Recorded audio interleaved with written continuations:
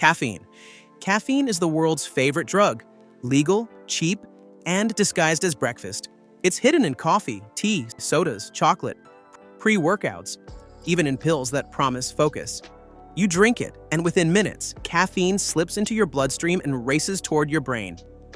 There, it blocks adenosine, the chemical that tells you you're tired. So, caffeine doesn't give you energy. It hides your exhaustion. Your neurons start firing faster, adrenaline surges, your heart beats stronger. Suddenly, you're sharper, happier, and convinced you're being productive. But your body is just running on borrowed time. When caffeine fades, adenosine floods back in. Now comes the crash. Fatigue, irritability, brain fog, and the cure? Another cup. Over time, your brain adapts. It reduces its own natural alertness, forcing you into a cycle where normal means caffeinated. That's why quitting coffee feels like a flu. Pounding headache, zero energy, and bad mood. Caffeine is a socially accepted stimulant, but make no mistake, it's a chemical leash. The difference between morning ritual and mild addiction is just how fancy your mug looks. Nicotine. Nicotine is the illusion of control you inhale. One puff, and in seconds it hits your brain, releasing dopamine, the chemical of reward. Stress disappears, thoughts clear, and for a moment, life feels manageable. But that feeling is temporary, because nicotine works fast and fades faster. As the chemical leaves your body, dopamine drops, tension rises, and your brain whispers, "You need another." Every puff relieves the discomfort caused by the last puff. That's the trap. Nicotine doesn't relax you, it resets withdrawal. Let's have it now. Over time, your brain rewires itself. Without nicotine, everything feels gray and dull. With it, life feels normal again, but never better. The calm you feel isn't real. It's just the quiet that lives between cravings. Vapes, cigarettes, patches, it doesn't matter. Nicotine isn't about smoke, it's about survival chemistry. I'll be shot dead. Anyway, I'm busy. Well, It convinces you that peace only exists in the inhale, until you forget what calm without it feels like. Alcohol. Alcohol is liquid confidence and the drug that pretends to be a personality. It's a depressant, meaning it slows your brain's communication system. At first, that feels like freedom. Warmth spreads through your chest. Your social anxiety fades. The night begins to glow, but alcohol doesn't make you confident. It removes your ability to care about consequences. It lowers inhibition before it lowers emotion. So you laugh louder, talk bolder, and think you're charming. Right up until logic shuts off. As your blood alcohol peaks, emotions take control.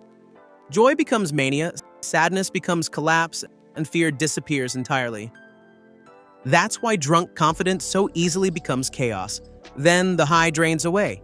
Dehydration, nausea, fog. Your brain's chemistry resets brutally, but that's the hangover, the chemical bill for borrowed joy. Over time, alcohol trains your brain to associate relaxation with intoxication. Soon, you're not drinking to celebrate, you're drinking to feel okay. It's the most common drug on earth because it's disguised as culture. But every toast hides the same truth. Alcohol doesn't loosen you up. It loosens your control. Cannabis. Cannabis doesn't make the world different. It slows it down until you start noticing it. The active chemical, THC, hijacks your brain's cannabinoid system, the network that regulates time, mood, and memory. The result? Everything feels deeper, slower, softer. The onset begins with calm and curiosity. Music sounds three-dimensional. Food tastes like an event. And your thoughts? They stop rushing, they wander. At its best, cannabis opens creative doors, sparks reflection, or quiets anxiety. At its worst, it replaces thought with stillness, slowing motivation, dulling memory, and trapping you in comfort. Over time, THC teaches your brain to rely on it for relaxation. The more you use it, the less your mind remembers how to feel good alone. What started as an escape becomes routine. Weed doesn't destroy you quickly, as it erases you gently, and it doesn't make you worse, it makes you less. Less driven, less present, less you. That's why cannabis is tricky.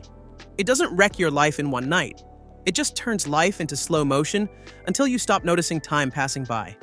Cocaine. Cocaine doesn't make you powerful, it just makes you feel like you already are. Once snorted or injected, it floods your brain with dopamine, trapping it so your reward system overflows. The high is immediate. Your heart pounds, energy explodes, confidence skyrockets. Every thought feels brilliant. Every word feels perfect. But the high burns fast. Within minutes, dopamine levels crash. Suddenly, you're anxious, empty, and desperate for another hit. Each line promises control but delivers chaos. Cocaine tricks your brain into chasing the illusion of perfection. And every chase makes real satisfaction harder to find.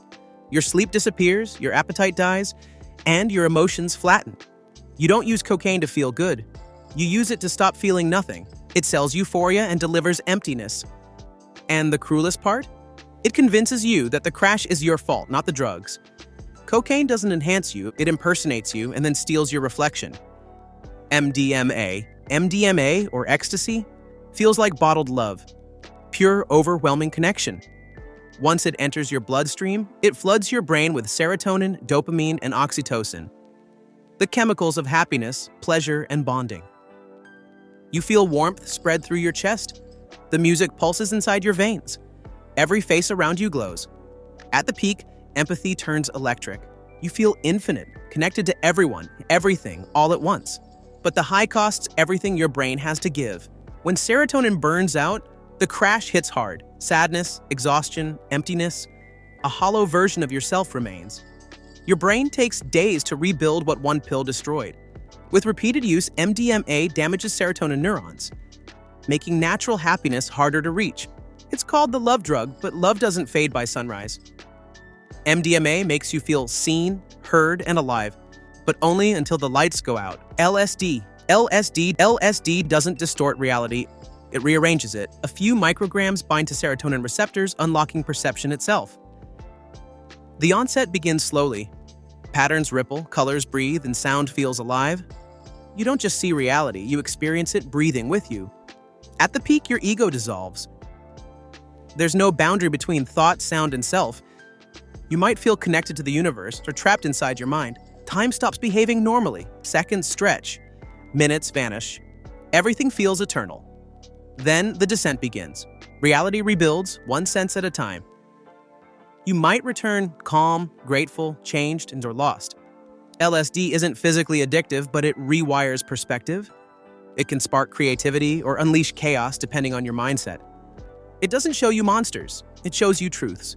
And sometimes, truth is the scariest trip of all. Psilocybin, also known as magic mushrooms. Psilocybin is nature's psychedelic. Ancient, organic, and spiritual. Consumed as dried mushrooms or brewed tea, it turns into psilocin, which floods the same serotonin pathways that LSD hijacks. Within an hour, walls ripple, thoughts echo, and laughter feels endless. You're not hallucinating, you're perceiving differently. At its peak, the world stops separating from you.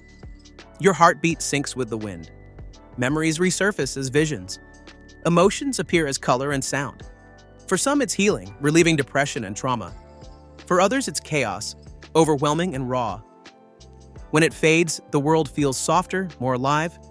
Some describe it as a rebirth, others as the scariest therapy they've ever had. Psilocybin doesn't take you to another world. It takes you inside the one you already live in and shows you how little of it you've really seen. Opioids. Opioids are the warmest death you'll ever feel. From morphine to heroin to fentanyl, they all attach to opioid receptors, silencing pain and flooding the brain with euphoria. The onset feels divine to Wam, a deep calm that feels like safety itself. Pain fades, stress evaporates, the world melts. But every hit rewires the body's survival system. Soon the drug isn't optional and it's essential.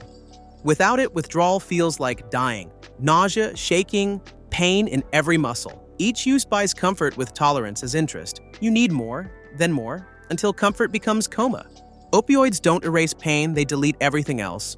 Love, joy, ambition, all gone in the haze of perfect stillness. They're not evil, they're seductive. They whisper relief and deliver ruin, and they remind us that the deadliest drugs don't always make you high. Sometimes they just make you quiet. Methamphetamine. Meth doesn't give you energy, it steals it from tomorrow.